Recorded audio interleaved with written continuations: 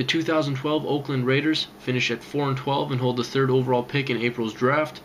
Looking at their needs, I believe it's going to have to be defensive improvement over offensive. I think their defense needs more help going into this offseason. Looking at some of the coaching changes, they fired their offensive coordinator, Greg Knapp, and hired Greg Olson, who was the Jaguars quarterback coach. So looking into free agency, they have 17 unrestricted free agents.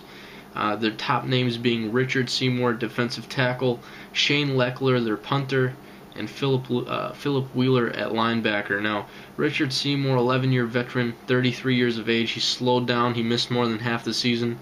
I believe he did miss half the season in 2012, so that's a concern. I don't think they're going to bring him back, as well as defensive tackle Desmond Bryant, who is also a free agent. So they're going to have a hole there if they don't bring either one back. I think they should bring back Desmond Bryant. Shane Leckler, I'm not sure if they should bring him back. They might have to look into a new punter. And then Philip Wheeler, I think they need to bring him back. He was the only bright spot on the entire linebacking core for the Raiders. A few guys to look into, possibly Randy Starks at defensive tackle, maybe Jake Long or Brandon Albert at offensive tackle there. Jake Long is going to be one of those guys who's going to get paid a lot of money. And then maybe even Tracy Porter at cornerback. They need secondary help.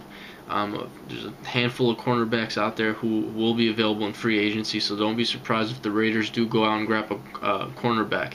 Now, needs going into the draft, you have offensive tackle, defensive tackle, defensive end, outside linebacker, and cornerback. I believe those are the top needs, so you can tell it's defensive heavy. They had the 2nd worst pass rush in the league, so I can see them addressing a pass rusher. It's a possibility as early as the 1st round, but this is who I'm going to have them going with. There's 5 guys I have written down here.